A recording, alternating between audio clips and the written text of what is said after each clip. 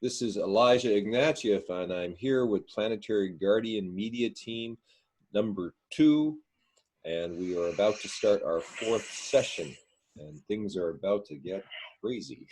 Why don't we start off again with a little bit of a check-in, have everyone maybe give your insight of the week or anything that happened during the week that is linked to anything you've been learning, and we'll start with that. Would you like to start, Sylvia? Sure. So I did my first map. Remember, our first assignment was to do a map with somebody else. Yeah. And so I did it with Lindsay, and it was really good. I don't know if you would say it was insightful, but I guess it was for her and for me. And it was a learning process for me. Number one, to probably take more notes and be more attentive, because as I was describing the map and going through, I guess, that whole process, I felt that I didn't have the right words, almost, right? But we did the map and we did the values, and I think between her and I, we discovered, what values, because she had picked 5 values, and then she picked a couple more and said, well, can I change them? And I said, sure. And then as she started asking questions, or I started asking questions to her and why she thought she needed to change and things like that. And so we went back to the original, but she had some questions on, what defines a group and what defines a community. And those were opening questions that I think I answered really well, because a group in my mind is your own definition. Like one-on-one is pretty simple, but a group is 3 or more. And of course, you're going to have different groups that you maybe hang out with or belong to. And Lindsay was thinking, well, then if I'm going to belong to different groups, I should have different values for those groups. And I pulled her back and I said, no, your value is your value for a group, no matter what group you're in. So like one of her value for group was safety. And once we had a more clear conversation, she recognized that, yes, no matter what group she's in, she needs to feel that safety. So it was just a really good process. It was clearing, and it was just understanding even more deeper the values and just how important values are to your life and to the mapping that we're doing. Thank you. If I just may add something, you can Absolutely create hierarchies of value, where let's say you have a value for group, and then you could have different types of groups or the actual groups themselves, and then you can add another value in or other values to distinguish it even more. Well, I suppose, eh? So it's kind of like, let's say, you value safety in groups, but then like for your hockey team, you might value strength. And then for your singing choir, you might value harmony. And for your family, you might value love. So it's so you can break it down. Yeah. Okay. And essentially any new idea, any new way of doing something is all open game, right? I mean, you can organize any concepts in any manner. So there's a lot of room for creativity in how you do these things. Okay, awesome. Thank you. Okay. Michelle? I did also do my my first map, and echo a lot of what Sylvia said. I mean, there were times when I was like, I don't know, but just kind of followed my awareness and we discussed it. And she had an interesting, in her sacred space, she pulled humor. Oh, wow. So you had to kind of mull that over. And thank you for the list, for sending that glossary. Yeah, that was awesome. Gave her some time and say, just, write down the ones that pop for you and then flip them over. So she had a whole variety to choose from, and let her map them out, choose them how she wanted to choose them. And then we discussed it, and yeah, it was good. I enjoyed it and had some good conversation. I certainly can't speak to the nuances yet as much as obviously you can, having developed the thing, but had a little bit back and forth, and it did put a different lens on things for her. We took the sacred space as kind of lightening up, like not to take things too seriously with humor, and so it was a good exercise. I guess I don't think I've sent you a nice copy of the map, right? No. So what I'll do is I'm going to send you a nice copy of the map, and at some point, if you want, you can have card sets or use Lori's. And the idea is to use it where you have the map itself, the language is there in front of you, and you'll have a description of what it is. I just have to sort of catch up on all these things, but I'm sure by next week I'll have that for you. If you want to do this with Lovely. people, it's a lot easier, right? Rather than just kind of sitting on it. Emmanuel, how about you? It was a good week. I guess not was. It still is a good week, so it's not quite over just yet. Things feel like they're very much in a flow state, which is a positive thing. Whether kind of good or bad things are happening, and it seems to be kind of going along or coming along nicely. So grateful for that. As far as the biggest insight for the week, I think it would be something around imagination right now. And just when things are kind of flowing, to reignite the imagination a little bit, because things really could be or can be as good as you'd like them to be. I think oftentimes we don't, I guess, give our brains permission enough to accept that if you really want something to be that good, it can be, especially when things start to flow together. You don't have to wait for the bad day or the doomsday. Things can just be good forever and ever and ever. So it's kind of how I feel right now, very positive and uplifted. So I'm grateful for that, and grateful to still be around. Awesome. Without COVID. Lori?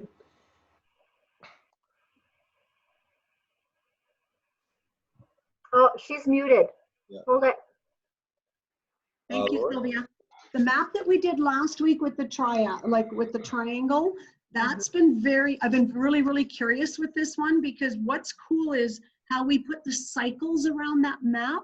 So I've just been keeping it in front of me, and I'd like pull out my values cards, and I would just pull up a card and just set it in a spot, and then just continue all week observing. And this one kept popping up. This popped up twice for me, discovery.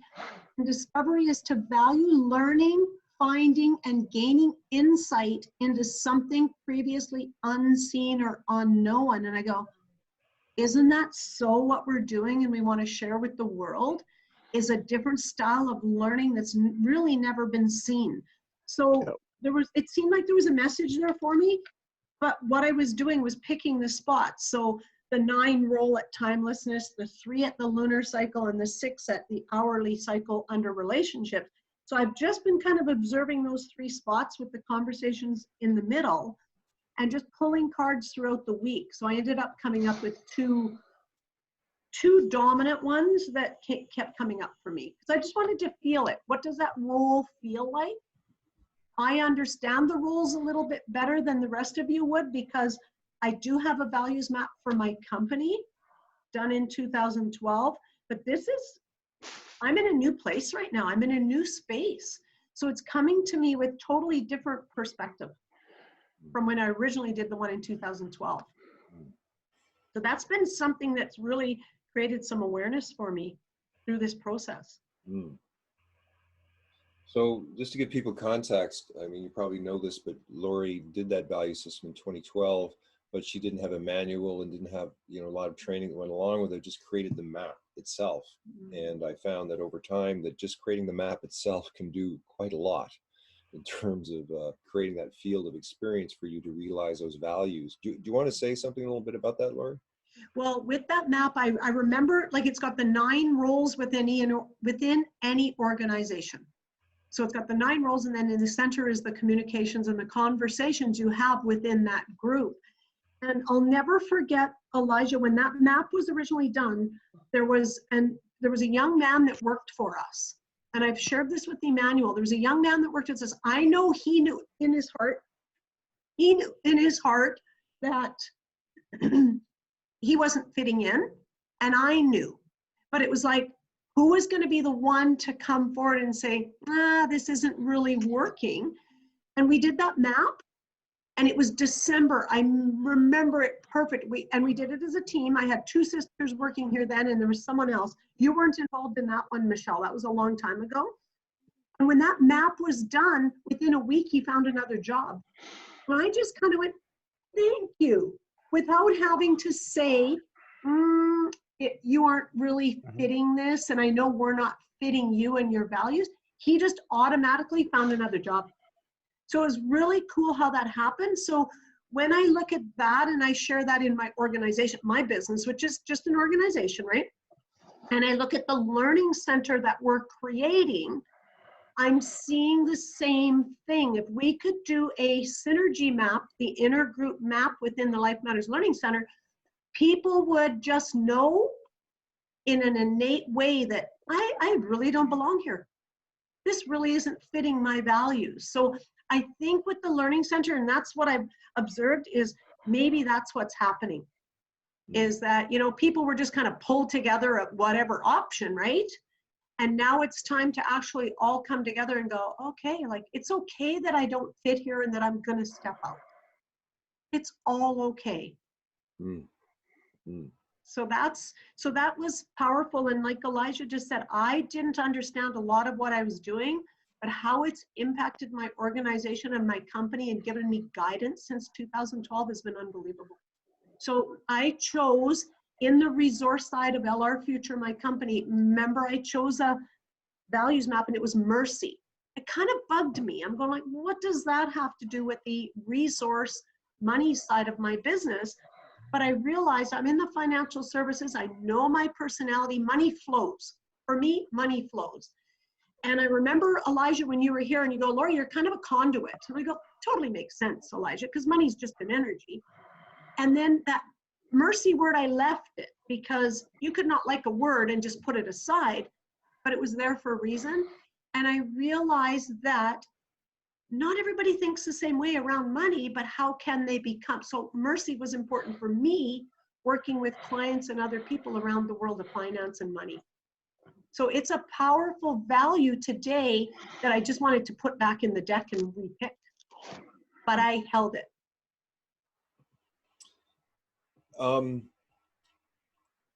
For the week, I mean, you had an assignment, right, to create a value system, each of you, in the flow map. Can we go to that and see what everyone did? Michelle, do you want to start? Not really. Didn't happen. Okay. I'm just going to throw myself on that grenade. Full disclosure, didn't happen. Sylvia? I apologize.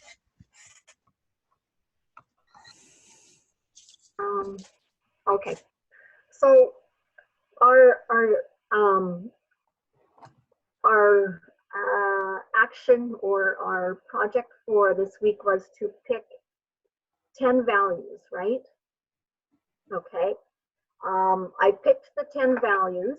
I didn't lay them on the map though. Okay. Was I supposed to do that? Yes. Okay. So if somebody's done that, if somebody, just go to somebody else, and in the meantime, I'll lay my values down. Okay. Emmanuel?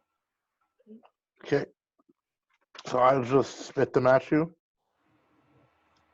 Yep. Like I'll give them in like the order from like 1 through 9, but Yep. I'll just start listing them. Okay.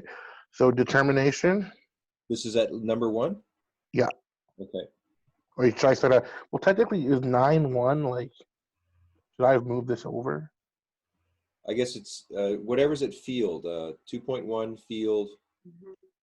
Yeah, because I'm slightly off of, yeah, because this is, okay. Yeah, so 1, which is like slightly off of 9, I guess.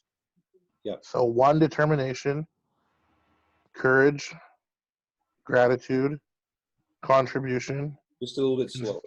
Oh, sorry. Determination, courage, gratitude. Determination, courage, gratitude.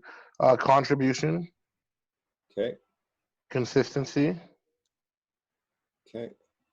loyalty, Okay. love, Okay. patience, Okay. dedication, Okay. And then in the center? Center is where I had courage again.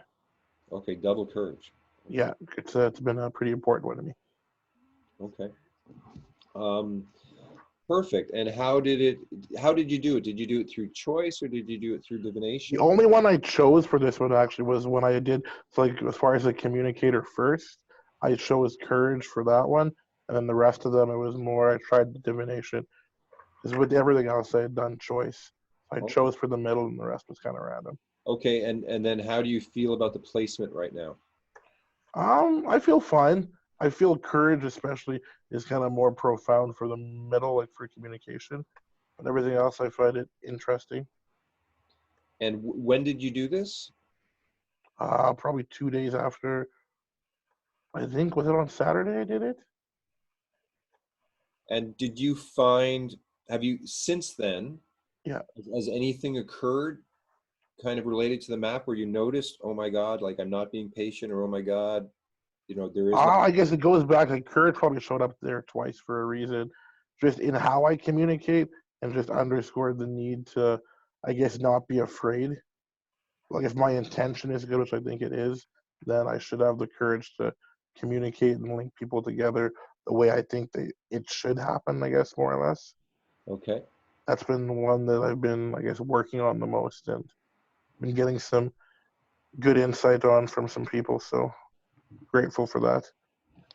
Okay. Okay, thank you. That's great. Lori? So at got two that keep standing out for me in the 9 role, and it was independence and understanding.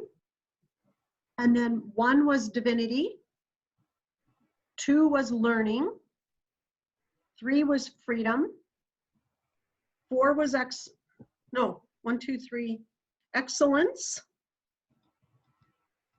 and then life, humility, discovery, and then in the center was enthusiasm.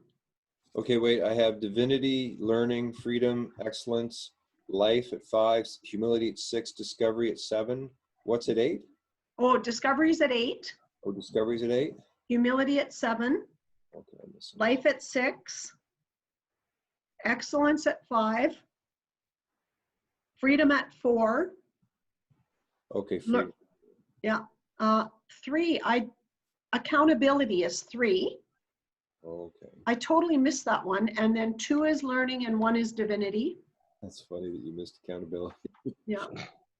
Like accountability is going, I thought you were supposed to be here. Okay. And then the 9 was the independence and understanding. Independent and understanding. Okay. Yeah. What's Both your of those. center? Pardon? What's your center? Enthusiasm. That's for sure. I don't think you need that one there. Okay. And did you set intention for the map? Mm-hmm. What was your intention? So my intention was, what is it that the values that I need to look at as far as all of us coming together around the table as an inner group of the Learning Center. So that was the intention I set. Okay. So you were actually setting an intention for the synergy map. Almost. Like I had that in mind, but my personal side of the synergy map. Okay. And that's not what it was supposed to be, I know. Well, it's interesting because, I mean, what we have here is we have the ability to create an individual value system, and then we have the ability to create a group value system, and then we have the ability to create a community value system. And each of these are going to be different, but if you're aligning your personal individual value system, making it the same as the group value system, then you're going to have alignment and attunement in a different way, right? Right, right. So if all of you, let's say, had the same individual values map, then you'd all have the same reference point for your learning and the same reference point for how you see things. But what this is doing is it's bringing to your attention just how different you can configure values with these concepts. Like, and just to bring note to, we can get very judgmental about our values. Like if you value integrity at agreements and someone doesn't keep their word, what happens? Usually you blow them away, or you don't like them, or you're thinking, wow, you know, these guys can't keep their word. And I just, you know, with a kind of client, I was having a discussion yesterday, and perhaps like the person can't keep their word. So she's always getting frustrated. And I said, well, why don't you change your value to flexibility? So if you change the value of flexibility agreements, now you're going to judge the person differently. And just a lot of the emotional states we get into are as a result of our values. And we're very, you know, our values are so important to us, but they are changeable. And depending on a different context, they may not be valid. So there's a lot of learning to be had in terms of communicating around these things. Because I'd like to bring up a point, and why don't we go to you, Emmanuel, to bring in your courage. I think we should bring up what we talked about this week, because it's happened again, right? And I think it's a very important point for teams when, let's say, work is assigned and the work isn't done, whether by me or anybody, you know, it impacts the whole team. And Emmanuel, would you like to kind of share what happened for you? Or Yeah, I think I'd reached out to Elijah just for some advice or some guidelines as far to how to approach maybe not the issue, but the underlying values as to like what we're doing communally here with the four of us and how it kind of translates to the learning center as far as pushing the envelope further and getting things done, from the grants that need to get done to kind of the administrative paperwork or any sort of mini projects to get things set up, and how, I guess, from a values perspective, we may not all be on the same page, because when there needs to be stuff done, whether it's a task assigned or whatever else, there's a bunch of reasons why something might not get done, and they could all be entirely valid, from, you know, life happening to illness to whatever else. But if we're all kind of in line in the tune from a values perspective, the work will all, pardon me, get done, especially in a timely manner. And it's when work's not getting done in a timely manner, we have to kind of go back and say, okay, well, what are our differences in values that are causing the work not to get done?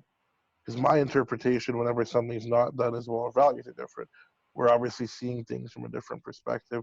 Where if, you know, I'm tasked to do something and I don't do it, there had to have been, I guess, an underlying subconscious reason why I didn't get around to doing it, as opposed to just not, I didn't do it. And I think for us to be able to cooperate together and work together, we have to figure out where everyone's at from a values perspective to make sure that we can keep getting work done if that's what we want to get done, and kind of figure